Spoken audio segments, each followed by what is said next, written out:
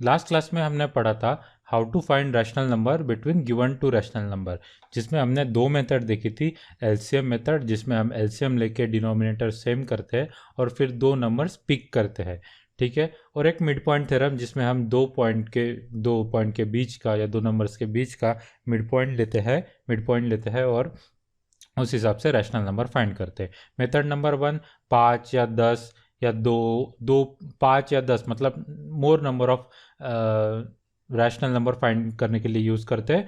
वैसे method number 2 तीन rational number के लिए फाइंड करने के लिए यूजुअली हम यूज़ करते हैं। तो आज के टॉपिक में हम इसके न्यूमेरिकल्स देखने वाले हैं। तो चलिए शुरू करते हैं।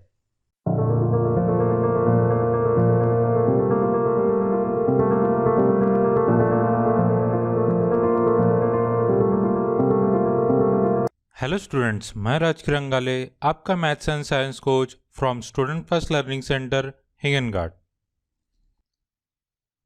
चलिए आज का लेक्चर शुरू करते हैं। लेक्चर को स्टार्ट करने से पहले वीडियो को प्लीज़ 480 पिक्सल यूट्यूब क्वालिटी में सेट कर ले और डिस्क्रिप्शन में दिए नोट्स को डाउनलोड कर ले। क्वेश्चन नंबर 1 है find five rational number between 1 and 2। 1 and 2 के बीच में क्या हम 5 नंबर पिन पॉइंट कर सकते हैं? रैशनल नंबर क्या, हम तो इंटीजर भी पिन पॉइंट नहीं कर सकते। तो ऐसी केस में जब कॉन्जिक्यूटिव नंबर हो या दो नंबर के बीच का डिस्टेंस बहुत कम हो, 1 एंड 2 फॉर एग्जांपल, और हमें 5 या 10 फाइंड करना है, ऐसे केस में हम मेथड नंबर 1 लगाएंगे। उसमें भी जो लास्ट में जो ट्रिक हमने डिस्कस की थी कि 5 टाइम्स कर लेंगे डिनोमिनेटर को, 10 टाइम्स कर लेंगे, उसका हम अभी यूज़ करेंगे, ठीक है। तो देखते हैं इसे कैसे सॉल्व करते हैं। तो हम 10 टाइम्स करेंगे। मैंने कहा था कि 2 टाइम्स या 3 टाइम्स या 4 टाइम्स या 10 टाइम्स तक भी कर सकते हैं। तो हम to B on safer side हम लेट से 10 टाइम्स करते हैं। तो ये है 1 और 2, जिसको हम लिख सकते हैं 1 बाय 1 और 2 बाय 1, मतलब डिनोमिनेटर सेम है लेकिन कॉन्जिक्यूटिव नंबर है और हमें 10 नंबर्स या 5 नंबर्स चाहिए। तो चलो हम करते हैं इसको 10 टाइम्स, ठीक है। क्योंकि हमने इसको 10 टाइम्स से मल्टीप्लाई किया है, डिनोमिनेटर को 10 टाइम्स किया है 10 से डिवाइड करके, तो न्यूमरेटर को भी, इन दोनों का डिनोमिनेटर वैसे क्या है 1 1, डिनोमिनेटर को हमें 10 टाइम्स करना है तो 10 से मल्टीप्लाई करते हैं इधर, और न्यूमरेटर में भी 10 से मल्टीप्लाई करना पड़ेगा। उसी प्रकार 2 को अभी डिनोमिनेटर जो 1 है उसे 10 से मल्टीप्लाई करके 10 टाइम्स करते हैं और फिर न्यूमरेटर भी 10 से मल्टीप्लाई करने के पड़ेगा टू बैलेंस इट। तो अभी ये हो जाते हैं 1/10/10 और 20/10। पहले 1 और 2 था, डिनोमिनेटर को भी भूल जाइए क्योंकि वो सेम है।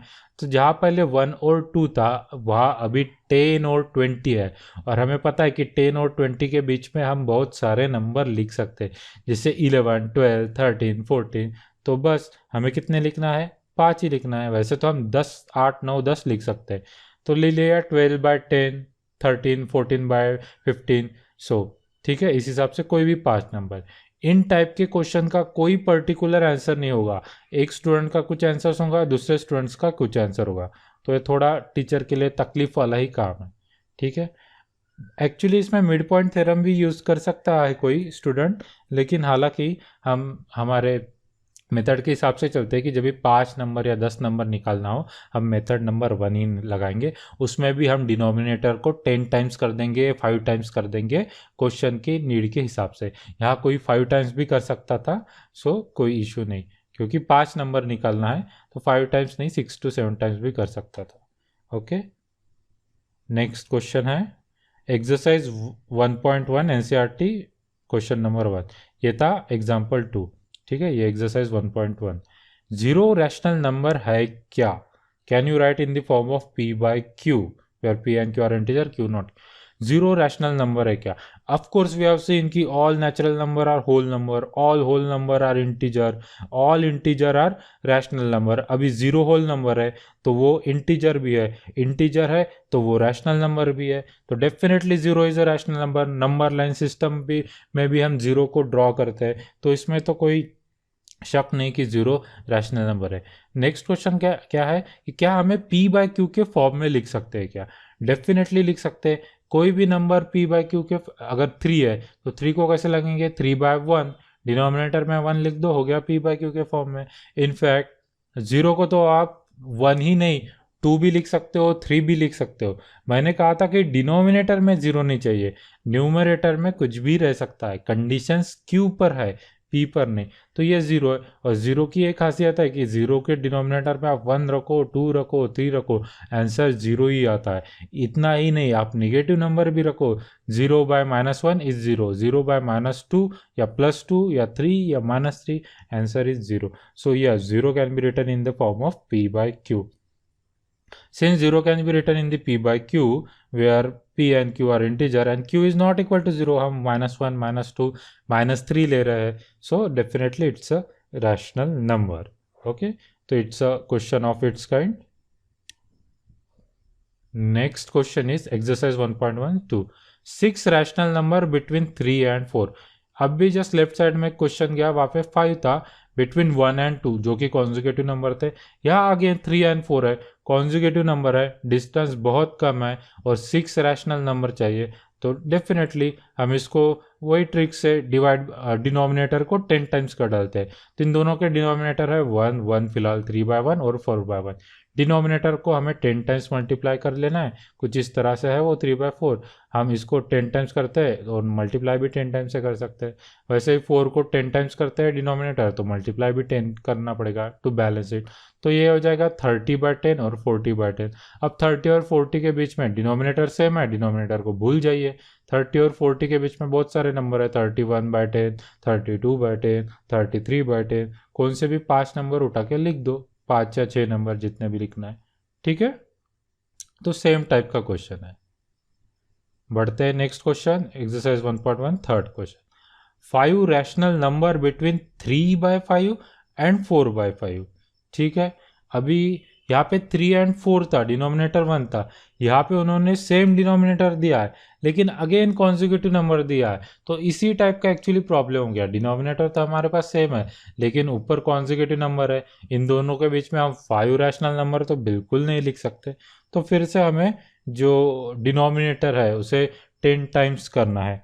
तो ऑलरेडी आप 5 है तो कोई 2 या 3 4 5 से भी मल्टीप्लाई कर सकता है, लेकिन हम सीधा सीधा 10 से ही मल्टीप्लाई कर देते हैं two B on separate side. So 5 यहाँ पे 3/5 था, उसको 10 टाइम्स ऑल मल्टीप्लाई करते, मतलब डिनोमिनेटर को मल्टीप्लाई करते हैं तो न्यूमरेटर भी कर लेते। इधर भी 4/5 है, इसको 10 टाइम्स 10 इधर भी 10 आ जाएगा। तो ये जो है 30/50 और ये हो गया 40/50। इन दोनों के बीच में कितने नंबर आते हैं? 20। हमें कितने लिखना है? 5 ही। 10 आते हैं तो 5 ही लिखना है। 31/50 डिनोमिनेटर सेम है, भूल जाइए, 31/50, 32/50, 33/50, कौन से भी 5 नंबर उठा के लिख लीजिए, ठीक है। So let us get it revise. So in previous class we have studied 2 methods. First method LCM, second method midpoint. In this class we take numericals on this. So we have to find say 5 rational number between 1 and 2. 1 and 2 are consecutive number. Okay, the distance between them is short and the number of rational number we have to find are 5. We know that we have a trick that in such case we make denominator 10 times or 20 times or 5 times according to condition. Here denominator of both the number is 1 and 1 respectively, and we make it 10 times in both the cases. So we have to also multiply by 10 to make the balance. So we get now 10 and 20. We could not write 5 rational number between 1 and 2, but we can definitely write 5 number between 10 and 20 like 11, 12, 13, 14, 15, 16, 17, 18 and many. Okay, so this was first question.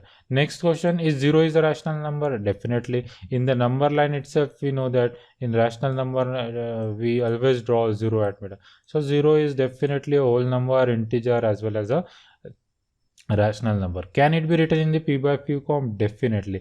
Even like 3 can be written as 3/1. Similarly 0 can be written as 0/1. Not only 1, in fact in the case of 0 you can also write 2, 3, -1. The answer is always 0. There is a condition on q, not on p, right? Q has not should not be equal to 0. P can be 0, positive, negative, any integer, right? Next question was 6 rational number between 3 and 4. Here 5 between 1 and 2, same method. So we do it by 10. 10 again, we get 30 and 40. We could not write 6 rational number between 3 and 4, but we can write definitely between 30 and 40, like 31, 32, 33, 34, so on and so forth. Same question was here, but just they are also given denominator. But again they are given consecutive number like 3 and 4. Had they given like consecutive number like say 11 and 21, we could have directly write the answer, but the distance between them is very small and we want 5 rational number. So again we make 10 times the denominator. So here 10, so here 10, like here 10, here 10. This become 30 by 50, 40 by 50, and thus we write 5 rational number. Okay, so I hope you get the questions on finding rational number between any two given rational number. This was also in 8th standard actually. Rational number was in 8th standard. Now we have just revised it. In this 9th standard you have to specially study irrational number. So your actually main core chapter begins here. यहाँ पे तुम्हारा chapter actually शुरू होता है irrational number. तो देखते हैं irrational number की पहले तो हिस्ट्री की, ये आया कैसे. ये इर्रेशनल नंबर मतलब होता है. रैशनल नंबर के डेवलपमेंट के बाद ग्रीक मैथमेटिशियन को लगा कि अभी हो गया भैया, इसके बाद कोई नंबर सिस्टम डेवलप करने की ज़रूरी नहीं है. लेकिन फिर पाइथागोरस जैसे साइंटिस्ट आए और उन्होंने पाई जैसे या रूट ऑफ प्राइम नंबर जैसे कंसेप्ट निकाले, जो कि हम पी बाई क्यू फॉर्मेट बिल्कुल नहीं लिख पा रहे थे. तो ऐसे में पता चला कि जो एग्जिस्टिंग नंबर सिस्टम है तब की, दैट इज रैशनल नंबर, ये इनसफिशिएंट है और हमें ऐसी नंबर सिस्टम बनाना पड़ेगा जो इन नंबर को भी ऑक्यूपाई कर सके. तो इसके एग्जाम्पल थे root of prime number. Usually कोई भी प्राइम नंबर उठा लो और उसका रूट लो, स्क्वायर रूट लो या क्यूब रूट लो, आप पाओगे कि वो पी बाई क्यू फॉर्म में हम उसे नहीं लिख सकते हैं, वो इर्रेशनल नंबर है. इवन पाई भी एक इर्रेशनल नंबर है, इसमें आप बिल्कुल कंफ्यूजन ना हो. पाई को हम 22/7 लिखते हैं, ये लाइक पी बाई क्यू है, लेकिन ये उसकी एक्चुअल वैल्यू नहीं है. ये कन्वीनियंस के लिए हम लिखते हैं 22/7 के फॉर्म में. सो आप इसे प्लीज़ नोट करिए कि पाई इज़ इर्रेशनल नंबर. ठीक है. सो ये सब number P by Q form में नहीं लिख पा रहे थे, तो ऐसे में एक नंबर सिस्टम का इजाद हुआ जो रैशनल नंबर के एग्जैक्ट अपोजिट इर्रेशनल नंबर है. ठीक है. जैसे दो नंबर के बीच में बहुत सारे रैशनल नंबर है, वैसे ही इंटरेस्टिंगली दो नंबर के बीच में इनफाइनाइट इर्रेशनल नंबर है. सर आप बहुत सारे इर्रेशनल नंबर ले सकते हैं, square root, cube root of prime number लो, पाई जैसे सिंबल लो, तो बहुत सारे इर्रेशनल नंबर है. ठीक है. तो ये थी इतिहास, हिस्ट्री ऑफ इर्रेशनल नंबर की, कैसे इनका जन्म हुआ. उसके बाद एक कंसेप्ट है हमारे नंबर सिस्टम में सबसे आखिरी पड़ाव आता है रियल नंबर. अभी पहले हमने रैशनल नंबर पढ़े और फिर इर्रेशनल नंबर पढ़े. इर्रेशनल नंबर के इजाद के बाद अब हमें पूरे नंबर सिस्टम मिल गए. किसी भी प्रकार का कोई भी नंबर हो, अब हम उसे एक नंबर लाइन पर प्लॉट करते, तो काइंड ऑफ एक रियल आंसर मिल गया, एक रियल नंबर लाइन मिल गई. इसलिए इसका नाम फिर रियल नंबर रखा गया, जिसके दो पार्ट है, रैशनल और इर्रेशनल. इसको कंपेयर कर लेते एक बार ताकि और क्लियर हो जाए हमारे कंसेप्ट्स कि एग्जैक्टली इन दोनों के बीच में क्या डिफरेंस है. रैशनल नंबर हमने अभी पढ़े, उसको पी बाई क्यू फॉर्म में लिख सकते हैं, where p and q are integer and q not equal to 0. हालांकि इर्रेशनल नंबर तो इसमें फर्दर टर्मिनेटिंग और रिकरिंग होते हैं. ये टर्म्स आपने 8th स्टैंडर्ड में भी देखी होंगी. इसे हमें रिवाइज कर लेते हैं फिर से. टर्मिनेटिंग मतलब कैसे नंबर, जैसे आप कोई भी दो नंबर का डिवीजन करो तो काइंड ऑफ एक आंसर आ जाता है जिसके बाद डिवीजन रुक जाता है. जैसे फॉर एग्जांपल 1.40, उसके बाद कोई नंबर नहीं, रुक गया. या फिर रिकर होते रहता है, जैसे 10/3 करोगे आप तो 3.333333 रिकर होते रहता है, मतलब आते ही जाता है, तो हम उसे रिकरिंग कहते हैं. या कभी कभी 2 डिजिट भी रिकर होते हैं, जैसे 434343, तो इस पर हम ऐसे बार लगा देते हैं और इसे बोलते हैं रिकरिंग. तो रैशनल नंबर एक तो टर्मिनेट हो जाएंगे, मतलब एक स्टॉप हो जाएंगे डेसिमल के बाद, या फिर रिकर होते रहेंगे, सेम आते रहेंगे. ठीक है. तो डेसिमल फॉर्म भी है इसका, ये डेसिमल फॉर्म सी है. इर्रेशनल नंबर हम पी बाई क्यू फॉर्म में बिल्कुल नहीं लिख सकते, हालांकि ये डेसिमल फॉर्म में हम इसे लिख सकते हैं. रैशनल नंबर जहाँ एक तरफ टर्मिनेटिंग या रिकरिंग थे, वैसे इर्रेशनल नंबर ना ही टर्मिनेट होते हैं, मतलब ना ही रुकते हैं, और ना ही वो रिकर होते हैं। जैसे कि इस एग्जांपल से समझे, ये 101011 ये कभी रुकने वाला नहीं है, आप कितना भी लिखते जाओ ये रुकेगा ही नहीं। टू इनफैक्ट 22/7 3.14 के आगे भी इनफाइनाइट नंबर है, आपने इसके बारे में सुना होगा। वैसे ये रिपीट भी नहीं होते, ऐसा नहीं कि 1010 रिपीट हो रहा, पहले 1010 आ गया, फिर 111, फिर 1214, कुछ भी आ सकता है। ना ही ये टर्मिनेट होते हैं, ना ही ये रिकर होते हैं। तो ये टर्म्स आपको ध्यान में रखनी है, एमसीक्यूज में वगैरह पूछते हैं, ठीक है। इसलिए इस नंबर लाइन को अभी सी नो रैशनल नंबर इज, ये दोनों अलग फैमिलीज में है, इसकी फैमिली और इसकी फैमिली में कोई कुंडली मैच नहीं होते, इनफैक्ट ये अपोजिट ही है। No rational number is irrational number और no irrational number is rational number. इसका अगर आप इंटरसेक्शन देखेंगे तो जीरो है, इनमें कोई समानता नहीं है, ठीक है। अभी हम कुछ क्वेश्चंस ले लेते हैं ट्रू फॉल्स एमसीक्यू टाइप के, एक क्विकली सब इन सभी कंसेप्ट्स को हम चेक कर लेते हैं कि ये हमें समझे कि नहीं समझे। ओके, फर्स्ट क्वेश्चन है every whole number is a natural number. इन टाइप के क्वेश्चन में आपको हिस्ट्री का ध्यान रखना है कि पहले कौन है उसके बाद कौन है। Whole number is a natural, all every whole number natural number होगा? डेफिनेटली नहीं, पहले नेचुरल नंबर आए फिर होल नंबर आए। अगर इसका उल्टा होता कि every natural number is a whole number, तो ये ट्रू होता। स्लाइड नंबर 1 पे जो हमने एक के बाद एक हिस्ट्री देखी थी, उसको आप ध्यान में रख के इनसे आंसर दीजिए। तो डेफिनेटली फॉल्स है, क्योंकि जीरो एक ऐसा नंबर है जो कि होल नंबर है पर नेचुरल नंबर में नहीं आता है। Every integer is a rational number, पहले इंटीजर आए फिर रैशनल आए, so definitely every integer is a rational number, ये ट्रू है। वैसे भी जो इंटीजर है, जो एम से या किसी से भी आप रिप्रेजेंट करें, उसके डिनोमिनेटर में हम 1 लगा सकते हैं, तो ये p/q फॉर्म में लिख सकते हैं। स्टार्टिंग में भी, शुरुआत में भी हमने देखा था कि p/q, q not equal to 0, but if q equal to 1, rational number becomes equal to integer, so ये ट्रू स्टेटमेंट है। थर्ड है rational number, every rational number is integer, इसका उल्टा हो गया, तो ये ट्रू है, तो ये फॉल्स हो जाएगा, ठीक है ना। एवरी, हर रैशनल नंबर को आप इंटीजर नहीं कह सकते, 3/5 सिंप्लीफाई ही नहीं होता, इंटीजर कैसे होगा ये, ठीक है। तो ये कुछ एमसीक्यू थे। और है एक्सरसाइज 1.14 एनसीईआरटी टेक्स्ट बुक में से, every natural number is a whole number.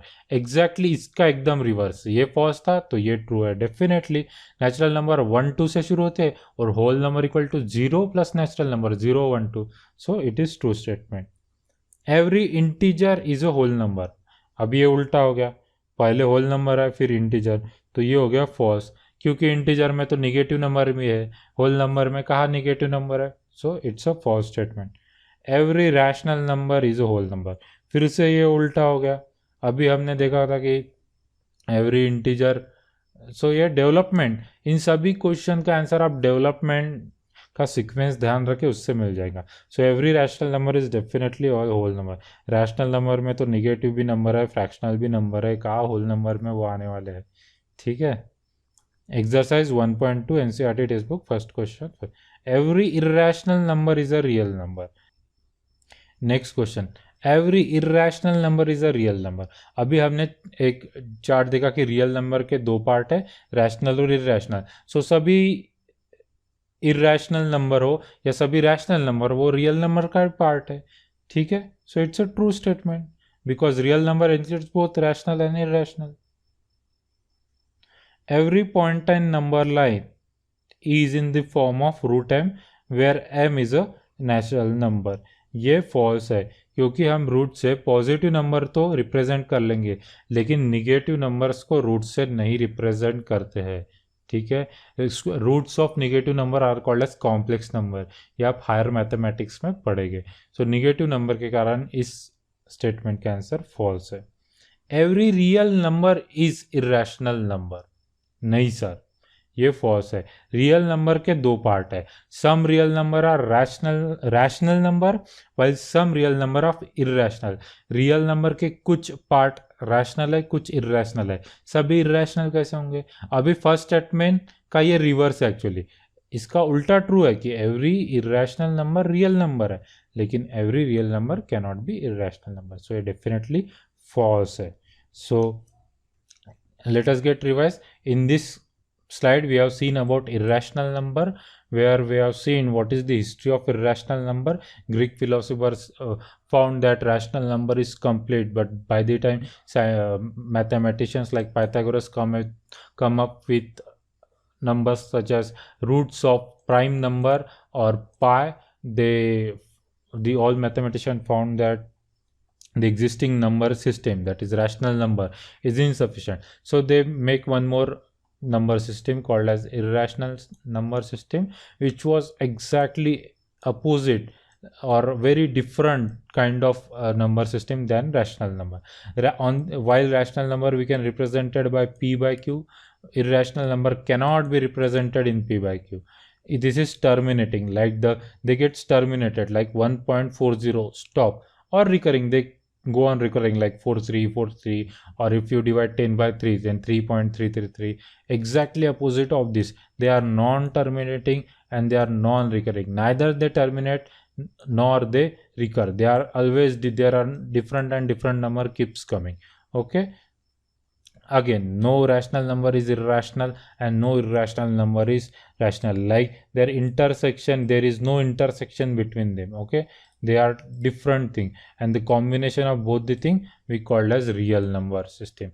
Again, we have seen some true and false, which are very easy. The crux to all this true and false is we have to see the history of development. What came first? Natural number, then whole number, then integer, then rational number, then irrational number, so on and so forth. If we remember that sequence, solving all these MCQs is just a matter of time. Okay, so let us move ahead. So बढ़ते हैं next point की ओर, plotting of irrational number on a number line.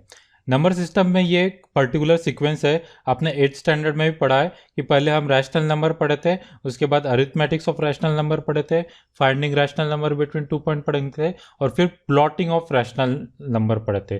तो वैसे ही 9th standard में irrational number के लिए है. तो अभी हमें इरेशनल नंबर प्लॉट करना है नंबर सिस्टम पर. अभी इरेशनल नंबर का जन्म या किससे हुआ था? पाइथागोरस जैसे मैथमेटिशियन ने ही निकाले थे, रूट 2 वगैरह. तो अभी प्लॉटिंग के लिए भी हम उन्हीं के थ्योरम का यूज़ करेंगे. ठीक है, तो हम इसे एक एग्जाम्पल की तरफ से समझते हैं. सो ये काइंड ऑफ थोड़ा कंस्ट्रक्शन पार्ट है इसमें, कि कैसे लोकेट करना है नंबर लाइन को, उसको स्टेप बाय स्टेप समझ लेते हैं तो आसानी हो जाएगी. तो रूट 2, इसके लिए हम पाइथागोरस की मदद लेते हैं. अगर तो चलते हैं पाइथागोरस की तरफ. पाइथागोरस से हमें पता चलता है कि अगर ये साइड 1 यूनिट है, मतलब से 1 सेंटीमीटर है, और ये साइड 1 सेंटीमीटर है, और अगर आप यहाँ पे पाइथागोरस लगाओ, A square plus B square give C square, so 1 square plus 1 square 2, और सी स्क्वायर की वैल्यू हो जाती है 2, इसलिए सी की वैल्यू, मतलब ये जो डिस्टेंस है वो भी, इसकी वैल्यू हो जाती है रूट 2. तो देखो ये डिस्टेंस है रूट 2 और यही हमें प्लॉट करना है. तो यही से आइडिया आ जाती है कि ये 1 सेंटीमीटर ये लो, 1 सेंटीमीटर ये लो, और इसको जोड़ दो तो रूट 2 मिल जाएगा. तो वही हम नंबर लाइन पर करेंगे. नंबर लाइन पर 0 to 1 का डिस्टेंस ले लो. ठीक है, ये 1 है, जो जहाँ पे ए मार्क किया है वो 1 है, ये 1 है, और यहाँ से 1 सेंटीमीटर का आप पेंसिल से पॉइंट बी ड्रॉ कर लो. ठीक है, तो ये आपने ए और पॉइंट बी मार्क कर लिया है 1 सेंटीमीटर की तरह. अभी इस ओ को पॉइंट या 0 पॉइंट को बी से जोड़ लो तो ये डिस्टेंस हो जाएगा आपका रूट 2. अभी इसको कंपास में ले लीजिए आप. हमें नंबर लाइन पर मार्क करना है एक्चुअली. ऐसा ये हवे में मार्क करके क्या करेंगे, ऊपर या नीचे. तो ये कंपास में ले लीजिए, इतना डिस्टेंस कंपास में ले लीजिए, ये वाला पॉइंट यहीं पे रख लीजिए और इसको यहाँ पे मार्क कर लीजिए. तो इतना जो डिस्टेंस है 0 to P तक का, ये एक्चुअली रूट 2 है. रूट 2 की वैल्यू आपको पता होंगी, लगभग 1.4 के अराउंड है. सो 1 और 2 के बीच में ही रहेगा, कहीं तो भी बीच में 1.4 के अराउंड, मतलब 1.5 के आसपास बीच में कभी. तो ये हो गया रूट 2. ठीक है, आई होप आपको root 2, how to plot root 2 समझ आया. रूट 2 प्लॉट करने के लिए जो फंडामेंटल है, यहाँ पे 1 चाहिए और यहाँ पे 1 चाहिए. अभी नेक्स्ट क्वेश्चन है रूट 3. तो अभी फिर से हम पाइथागोरस की अगर मदद ले, ऐसा ही अगर हम ट्रायंगल ऐसा ही ड्रॉ करें, तो एक्चुअली हमें क्या चाहिए, अभी हमें √2 चाहिए 0 to a के बीच में, और यहाँ पे चाहिए 1, और अगर हम इसे जोड़े तो हमें मिल जाता है √3 यहाँ पे, √3 यहाँ पे। तो अभी 1 तो आसान है, स्केल से ले लोगे, लेकिन √2 कहाँ से लोगे स्केल से, इस प्रॉब्लम की मदद से। तो पहले हम √2 प्लॉट कर लिए। अभी वो √2 कौन सा डिस्टेंस था, √2 0p, तो ये 0p। सो अभी हमें √2 प्लॉट करना है। मैंने सेम डायग्राम यहाँ पे यूज़ किया है, ठीक है, और उस पर ही ओवरराइट किया है। सो आप प्लीज़ अंडरस्टैंड कीजिए। अभी ये 0 to p ये डिस्टेंस √2 है, ठीक है। ये ब्लू वाला डायग्राम आपको ड्रॉ नहीं करना है। यहाँ से √2 डिस्टेंस आपको मिल गया, या ये स्टेप सेम स्टेप आप रिपीट भी कर सकते हैं ब्लू डायग्राम से। √2 पहले प्लॉट कर लिया।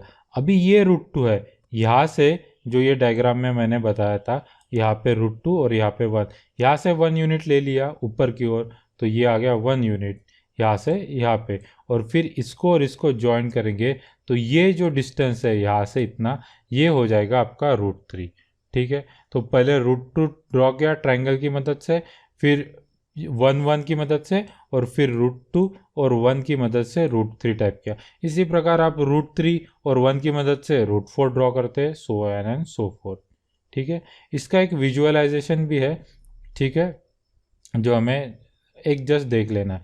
अगर आप ये डिस्टेंस लोगे √2 एक्चुअली, और या फिर ये ट्रायंगल को इधर रोटेट कर दोगे पूरा का पूरा, ये जो वाइट कलर का ट्रायंगल है, तो आपको ऐसा, फिर ये ऑलरेडी था ब्लू कलर का, ये जो वाइट वाला ट्रायंगल है वो कुछ ऐसा, तो ऐसा √2 √3 √4 अगर आप जाओगे तो ये कुछ स्पायरल की तरह बनता है, ये शेप ऐसा बढ़ते जाता है, ठीक है, एंटी क्लॉकवाइज डायरेक्शन में। तो ये उसका एक मीनिंग था, ये फिगर है एनसीईआरटी टेक्स्ट बुक में, उतना उसका कुछ वैसे इम्पोर्टेंस नहीं है, ठीक है। तो अभी हम एक एग्जाम्पल की तरफ समझते हैं, ठीक है। सो √5 का एक एग्जाम्पल लेते हैं। √5 एक काफ़ी इंटरेस्टिंग सिनारियो है। क्योंकि अभी तक हमने देखा कि √3 डालना है तो हमें √2 और 1 चाहिए, वैसे √4 डालना है तो √3 लगेगा और यहाँ पे 1 लगेगा। वैसे √5 डालना है तो यहाँ पे लगेगा √4 और यहाँ पे लगेगा 1, और √4 की वैल्यू हमें ऑलरेडी पता है जो कि है 2। तो √5 एक इंटरेस्टिंग सिनारियो बन जाता है, और हम इसी ही कंसेप्ट का यूज़ करने वाले हैं एग्जैक्टली। तो हमें इसकी ही मदद लेनी है एग्जैक्टली। तो हमें √5 प्लॉट करना है, तो यहाँ पे लगेगा √4 जो कि है वैल्यू 2, ये जो डिस्टेंस है ये √4 होना चाहिए जो कि नथिंग बट वैल्यू 2 है, और ये डिस्टेंस होना चाहिए 1। बस इन दोनों को जोड़ दो तो आपको √5 मिल जाएगा, ठीक है। लेकिन आंसर हम डायरेक्टली ऐसे नहीं लिख सकते, ये तो हमें इसलिए पता है क्योंकि हमने डिस्कशन किया है। सो आंसर हम कुछ इस प्रकार से लिखेंगे कि पहले हमें ए बी लेंथ लेना पड़ेगा जो कि 2 यूनिट है, जो कि इन ब्रैकेट में √4 भी आप इसे लिख सकते हैं। फिर हमें एक बी सी लेना पड़ेगा 1 यूनिट की लेंथ, फिर हमें इसको ज्वाइन करना पड़ेगा और ये बन जाएगा हमारा A B C triangle. A B C triangle में हम पाइथागोरस थ्योरम लगाएंगे, AB² + BC² = CA², ठीक है। सो उससे हमें ये जो CA है वो CA² 5 मिल जाएगा, जिससे CA हमें √5 लेंथ मिल जाएगा, ठीक है। अभी हमें ऊपर तो प्लॉट नहीं करना है प्लॉट नंबर लाइन पर। तो इस CA लेंथ को हम कंपास में ले लेते हैं जो कि √5 है, और बस उसको नंबर लाइन पर मार्क कर लेते हैं। तो हमें √5 कंपास में लेके ये आर्क अगर मार्क कर लेंगे तो √5 जो है यहाँ से यहाँ तक का जो डिस्टेंस है कंपास वाला, वो हमें नंबर लाइन पर मिल जाएगा। यही सब स्टेप्स हमें स्टेप बाय वाइज आंसर में लिखना है और ये डायग्राम ड्रॉ करना है। सो आई होप कंस्ट्रक्शंस आपको समझ जाएगा। तो ये थी मेथड नंबर 1, जिसमें हम √2 √3 √4 या √5 जो सिंपल वाले ड्रॉ करें।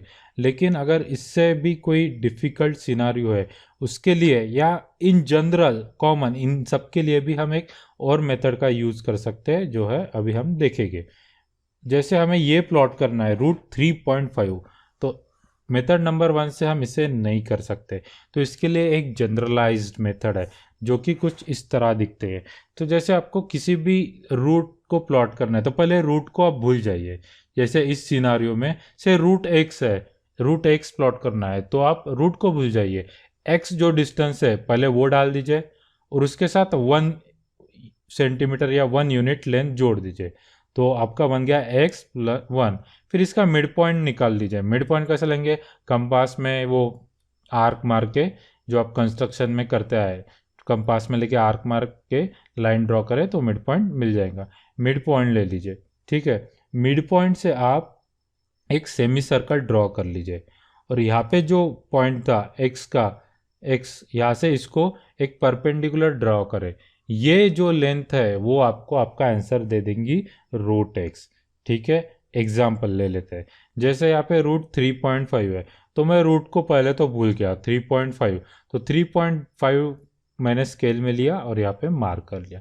फिर इसके साथ 1 सेंटीमीटर या 1 यूनिट और जोड़ दिया, ये हो गया टोटल 4.5। डिवाइडर की मदद से या स्केल की मदद से मैंने इसका मिड पॉइंट निकल लिया, 4.5 का मिड पॉइंट। इस मिड पॉइंट को यहाँ पे रख के मैंने एक आर्क मार्क दे दिया, सेमी सर्कल ड्रॉ कर दिया, और ये जो पॉइंट बी था तो 3.5 से यहाँ से एक परपेंडिकुलर इस पर ड्रॉ कर लिया, तो ये जो डिस्टेंस है BD, ये मुझे मेरा आंसर देती है √3.5। ये बाकी न्यूमेरिकल्स के लिए भी अप्लीकेबल है, अदरवाइज ये एक स्टैंडर्ड मेथड है, ठीक है। सो let us get revised. So in this slide we have seen plotting of number line, irrational number on number line. So for that we use the developer of irrational number or founder kind of, that is Pythagoras. We use Pythagoras theorem. For √2 we want 1 and 1. Similarly, so we just make some construction, required construction, and get √2. For √3 we want √2 and 1. We do the same kind of construction. We take √2 construction, repeat here, get √2, then get 1 unit and just join it. Okay, if we just rotate this triangle and put it on this, we get spiral like condition or structure. Okay, we then see scenario for √5. √5 is a special or easy case. Why? Because we want √4 here, and √4 is nothing but a 4 is perfect square, so its square root is 2, which becomes very easy. This is 2 and this is become 1. If you join this, you get √5. Okay, so there are steps. You have to write steps in answer. However, this all the method number 1 was for easy number. If there is something like √3.5 or any harder number, bigger number, or any number for that matter, there is a special or generalized method for that. You just forget about your root, take the unit 3.5, just mark it on number line, take one more centimeter or one more unit, join it. Of this complete length you find a midpoint using that construction that you used to do from here and here, using divider and then joining this, something like this.